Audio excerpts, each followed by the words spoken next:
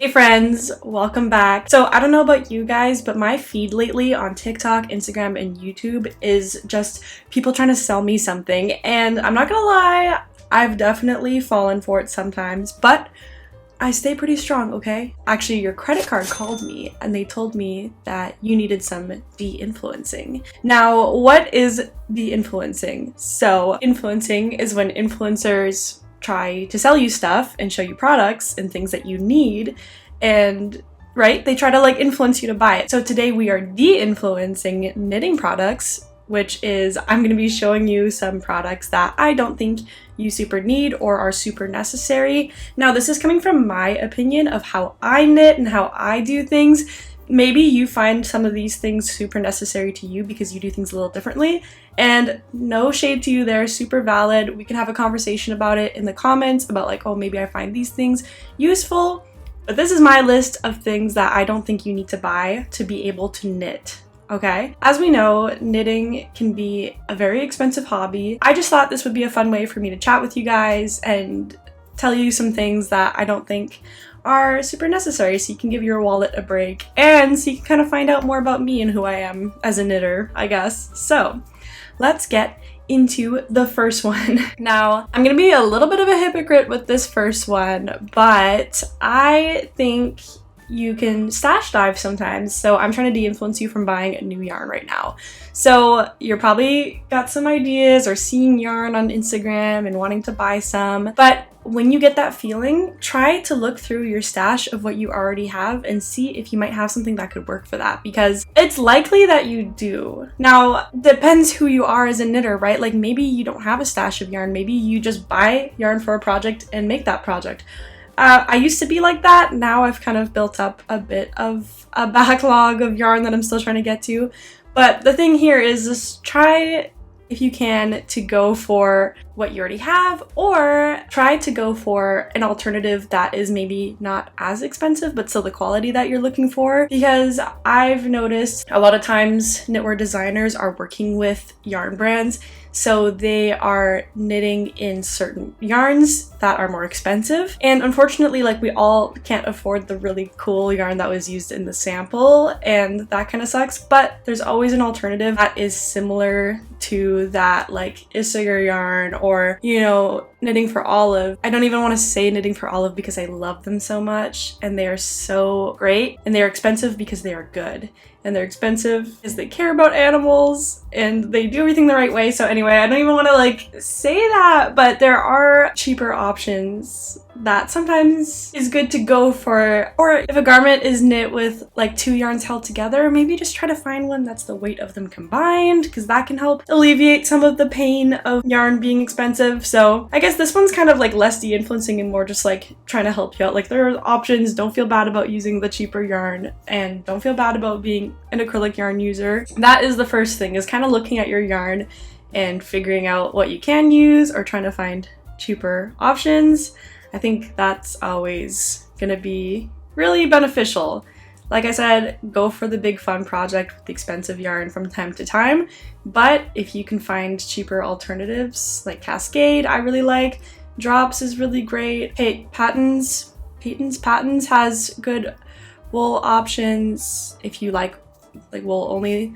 There's lots of great options out there, so maybe I could make a video too on some like inexpensive yarn brands, so let me know if you want that. The second product that I've noticed, and to me is just not necessary, but maybe other people find it very necessary, but for me, I would never use it. I don't suggest you get it. It's not super necessary. Are tension rings. They look really cool, okay? They look fun. You can get cool ones with like a little peacock or a dragon or like cool things I've seen. But basically, it's a ring that you wear on your finger that you loop the yarn through so that when you're knitting, it helps tension, if you didn't know, because I didn't know before either. I think it's easier to tension with your own fingers because then you can kind of feel better. Having the tensioning ring, to me, is like when you're trying to do something but you're wearing gloves, so you can't touch it, you can't feel it properly, so you have less control over what you're doing. It's easier to use your hands to tension because you can feel better, so you can kind of get a gauge on what you need, and it's just more comfortable and less things to bring around. Like, you're gonna forget the tension ring anyway, so don't be influenced to buy one.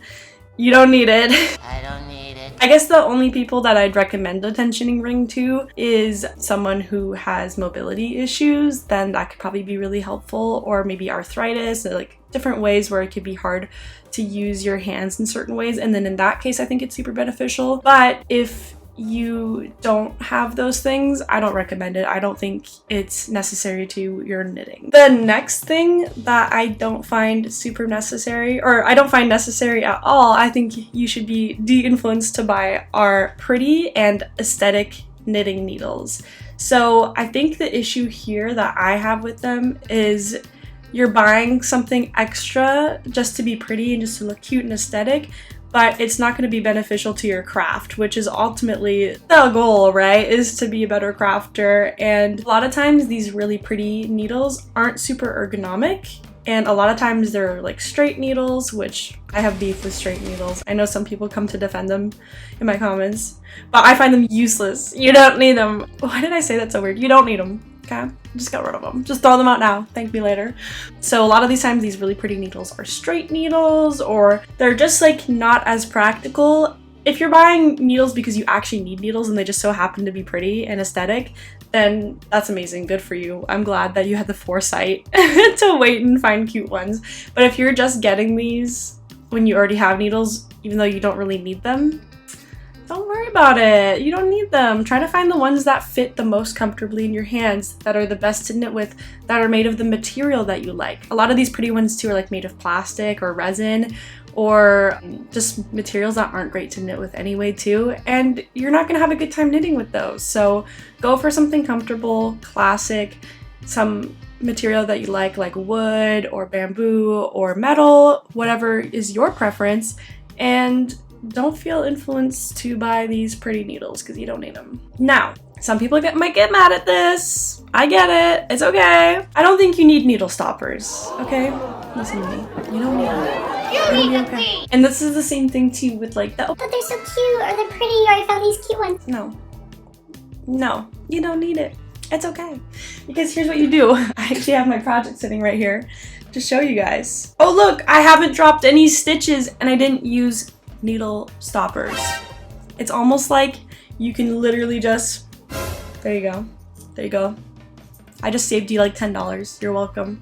Okay? Go buy a coffee or something. Go treat yourself. That was weird. I'm sorry about that. But yeah, look at this.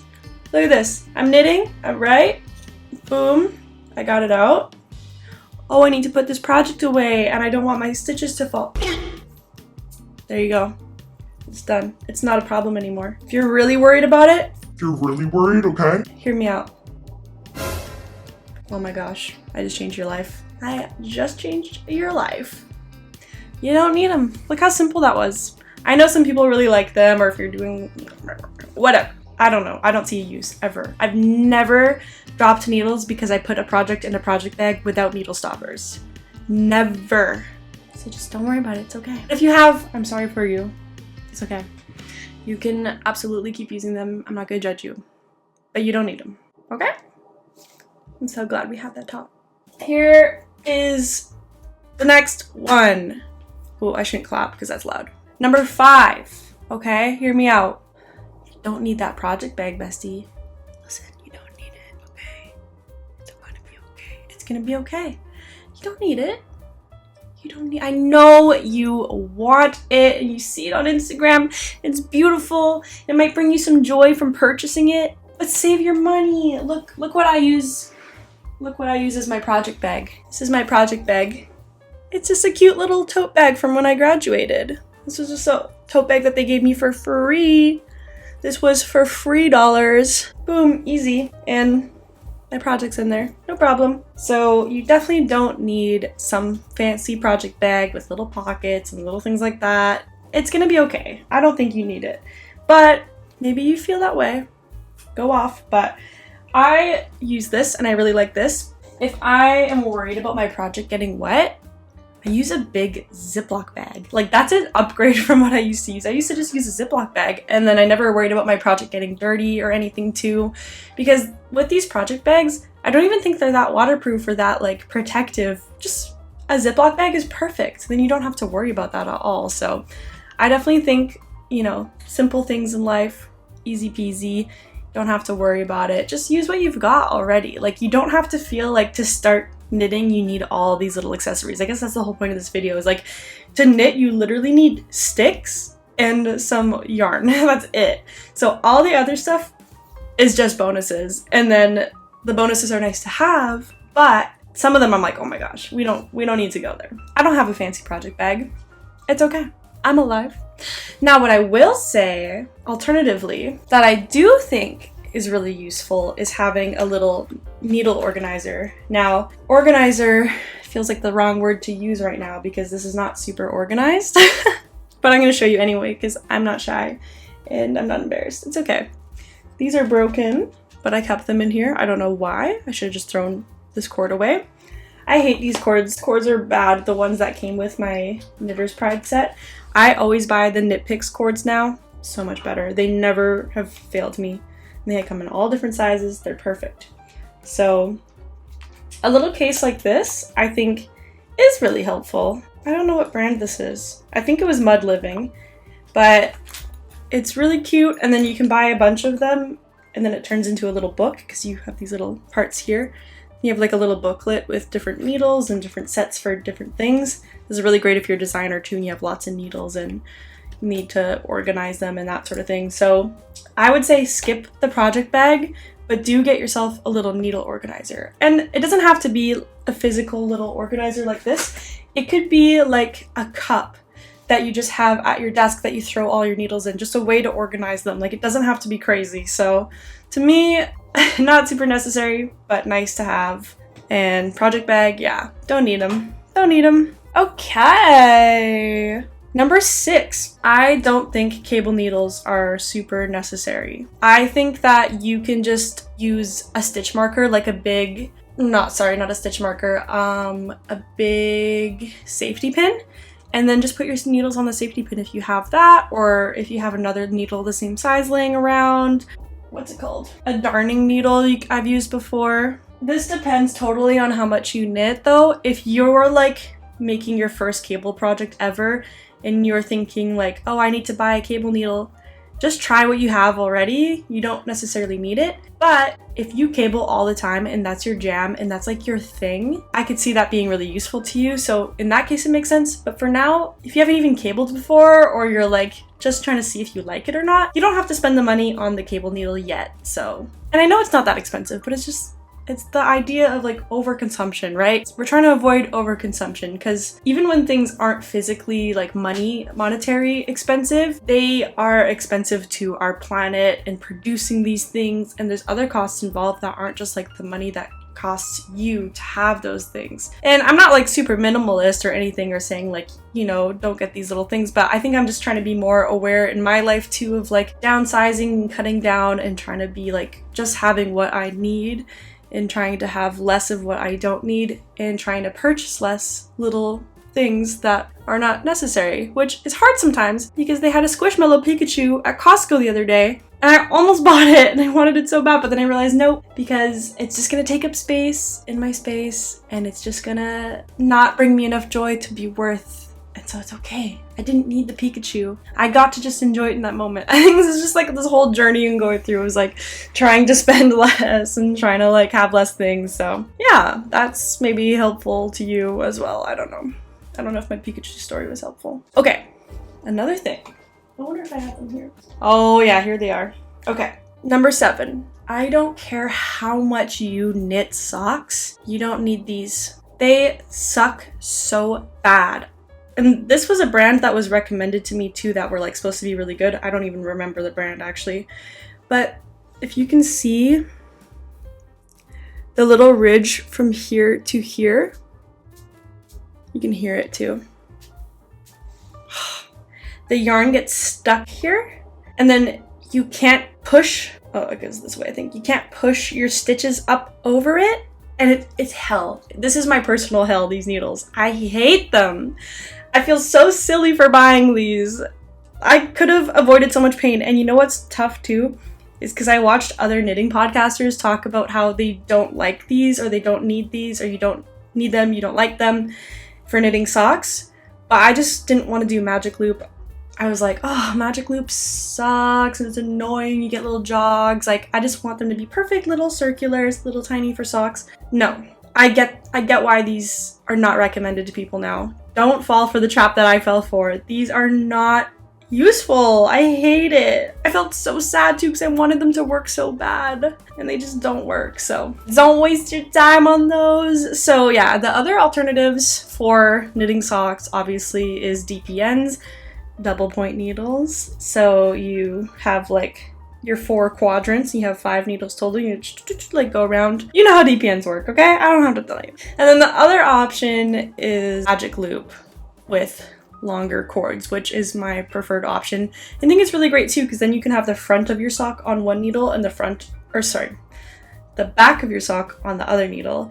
And so you're always know like when you're on the front and in the back and you have it like kind of organized. I like the way it's organized too. You're not in this like looping forever spiral. You've kind of got it a little bit like, you know, you can stop the project at that mark and you'll know, and then you don't even need to use a stitch marker too because you know like, oh, this is the beginning of my sock, whatever. So anyways, I really prefer Magic Loop for knitting socks, but you do you.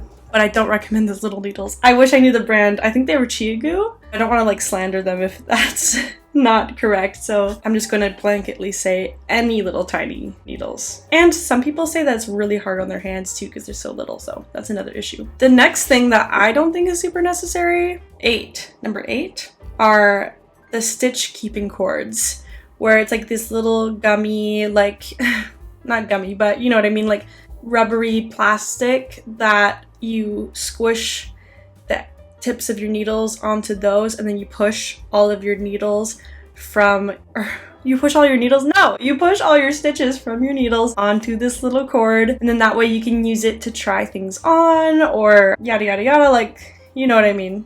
It's just to help you try things on, or to like if you need to use those needles for some reason, then you can just push them all to that and then use those needles for something else. So I never run into the issue of needing to use my other needles and taking them off for that reason because I have interchangeables. So if you have interchangeable needles, you don't need them for that sense. And then for the trying things on thing, I've never had an issue with not being able to fit the garments over me to try things on. I also don't try things on often while I'm knitting, which is maybe my fault. Not my fault, but like maybe it's something I should be doing. Maybe I'm convincing myself that I need these. But I think you could just, if you really want to try something on, just use one of these bad boys again. It'd probably be just as easy. And like slip some yarn through and put it on a spare piece of yarn. And then that way you can try things on and then you can just take it off when you're done. And the reason why I think it's just better to use a little scrap piece of yarn or a piece of like string or whatever is because I've heard people who have keeping cords and they've used them and the little point where the needle is squished into the cord is not very strong at all. It's just mildly pushed in. So there's a huge risk of it just coming popped off and all your stitches falling off anyway. And I've heard people talk about like they try to use them, but that always happens where the little thing comes off and then they lose all their stitches. So it seriously will save you headache to just not even buy these and not even attempt to use them because they are kind of difficult sometimes. And I just looked them up to like double check what I'm talking about here with these. And the fact that Temu is the first search that comes up for them tells me that I'm right about de-influencing them. Because I feel like if Temu's onto it, it's probably not super necessary. Not to shade Temu, but like, we're shading Temu. They're just pumping out a bunch of useless stuff and probably stealing your credit card information. I do not trust them. Not to be a hater, but like, I don't know. Anything that cheap that sells that many different products and steals people's images and steals from knitwear designers and like crochet designers, not a fan. Anyway, okay. Number 9 is blocking mats. So I think if you love blocking mats, go get your blocking mats. That's awesome. Actually, let's see how expensive they are too. Yeah, so they're pretty pricey. Like a set of blocking mats on average goes for about $50, it says, Canadian. So I don't think it's super necessary to use blocking mats. I think you can have lots of different options here. So one is you can just put your knitwear on a towel and just push it into the right shape, and you don't even need to use needles necessarily. Like, unless you're knitting shawls and scarves and things that really need to be blocked or lace detail, you don't need to like really even put pins in things. You can just lay things flat usually. But if you do want to put pins in things and lay things nicely, then if you have a yoga mat laying around, you can absolutely use a yoga mat, which is what I currently use because I don't have blocking mats. I honestly just don't have the space for more stuff because I am in like a 1-bedroom apartment, and blocking mats, you know, they have this little thing, they take up a lot of space. So if I can have like a 2-for-1 with my yoga mat being useful for 2 different things, then that is preferable to me. Another option is, I know that some people use children play mats because they're very similar how they like square together and like make little pattern together. So if you have children and you already have those, then that is super helpful too. But overall, blocking mats, it's not for every knitter. You definitely don't need them if you're just knitting garments all the time with no lace work. But if you are, then that's maybe something that you do need. And then kind of along the same lines as blocking mats, I have my, what's it called? Sock blockers here. Also not super necessary. You can just lay your socks flat to dry and just lay them into that shape. I more wanted it for the aesthetic, and I just like having it as like a wall hanging almost. As you can see, I have them on my wall, but they're also useful to me and I think they're cute to have. So yeah, once again, you don't need sock blockers, but they can be nice to haves or fun if you do want them. Don't feel compelled. Have some hanging there, you don't need them. This one was super weird too. So number 10 is these portable wrist yarn holders. I'm gonna put a picture here so you can see what I'm talking about, but basically you have the base piece and your cake, and then a little thing that goes through your cake, and then it adds a little piece to go around your wrist, and then you can like walk with this yarn around your wrist. And I guess if you're someone who is going for walks with your knitting, then maybe this could be helpful, but you could also just use a fanny pack, or I see Knitty Natty uses those little people use for bouldering little pouches for your chalk, but apparently cake fits in there perfectly. So that, and it sits on your hip, because I feel like the wrist, being on your wrist is not super conducive to like whatever, right? I feel like that could be difficult, but having it on your hip or on your body I think is better. So yeah, I don't think these are super helpful, and you might think to yourself like, oh, I'm gonna knit when I go for walks all the time. I don't know about that. I don't know if you're going to. Just because you have this product doesn't mean you're just gonna start going for walks now and bring your knitting. But, and like for me, definitely I can't walk and chew gum at the same time. I'm not gonna be able to walk and knit at the same time. So this is just not the product for me. And then sitting at home and just having it, it's not necessary. It's okay. I don't think it's super necessary. If you are a big adventurer though and you need this, then that's different. But for the general knitting population, I don't think you need the portable wrist yarn holder thing that I've been seeing all over Instagram. So the last thing that I'm de-influencing, number 11, is an I-cord knitter. These can be pretty pricey, like range from about 75 Canadian to about 30 Canadian. And I just don't think they are super necessary. I think it's, let me just look at what it looks like. Yeah, it's like 3 little crochet hooks, and then you kind of like the manual one, you just use it, or the other one you twist the little crank and it makes it for you. Kind of interesting. I've actually been really tempted by this. That's why this video is so hard, because it is so easy to be influenced by these things. And like I just saw Spin Cycle the other day posted some really beautiful new yarn, and they had these little I-cord knitters next to it, and then it was making me think like, oh, I want to buy more yarn, I want to buy Spin Cycle, and oh my gosh, then they have the I-cord knitter, I could just buy one of those too. But you don't need it, it's not necessary. It's super easy to knit I-cord without having one of these, and there's crochet techniques as well if you think it's easier with a crochet hook. There's lots of options to make I-cord, so you definitely don't need this product. And trust me, like, this is hard. I almost fell for this one too, because this one seems like, yeah, really useful, really great, but it's just going to be another thing in your project bag or in your knitting setup that's just going to be taking up more space that you don't need. So don't worry about this product.